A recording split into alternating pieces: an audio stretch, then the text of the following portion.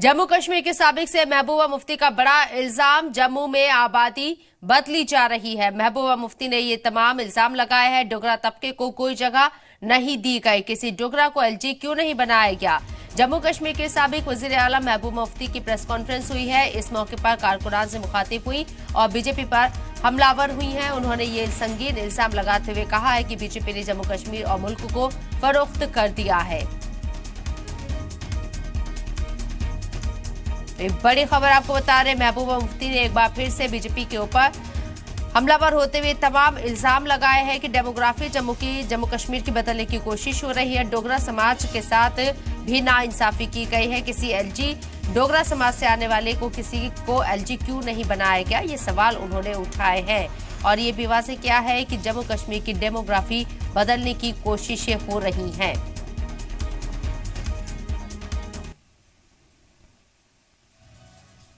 शिवरात्रि भी थी और कल महराजुल आलम भी था।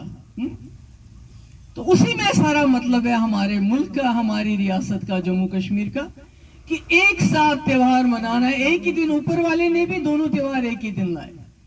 ये क्या बताता है, ये क्या पैगाम देता है हमको कि हमने जम्मू और कश्मीर वालों, हिंदू और मुसलमानों, सिखों, इकट्ठे मरना है, जीना है, त्योहार मनाने हैं, सब कुछ हमारा इकट्ठा है। हमारा गवर्नर क्यों नहीं है डोगरा?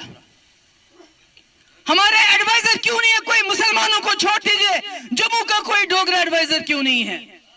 मुझे बताइए, जो हमारी इंपॉर्टेंट जो पोस्टें हैं, डीजी हो, आईजी हो, बाकी हो, एसपी हो, बाकी हो, डायरेक्टर हो, उसमें जम्मू के कितने लोग हैं? मुझे बताइए। ये मुझे बताइए, ये कौन सा यहाँ पर डोगरा राज कायम करे? जो कहते हैं ना कि हम जी अब डोगरा चीफ मिनिस्टर बनाएंगे। भाई, आपके बस में तो था लेफ्टिनेंट गवर्नर बनाना, वो तो आपने डोगरा बनाया नहीं जो आपके हाथ में था। अब आप लोगों को बोलते हो वोट दो, फिर हम जम्मू का डोगरा आपको चीफ मिनिस्टर देंगे। फिर क्या कमाल करोगे आप? अगर मेरे हिंदू भाइयों को, बच्चों को ये लगता है कि ये हमारी जमात है, ये आपकी जमात नहीं है, ये बीजेपी की जमात है, ये जनसंघ की जमात है, ये आरएसएस की जमात है, ये गोडसे की जमात है।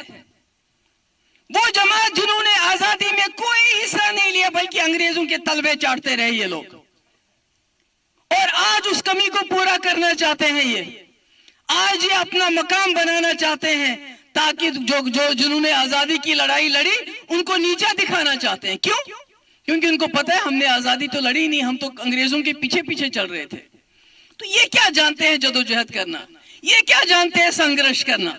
इनके बस की बात नहीं है।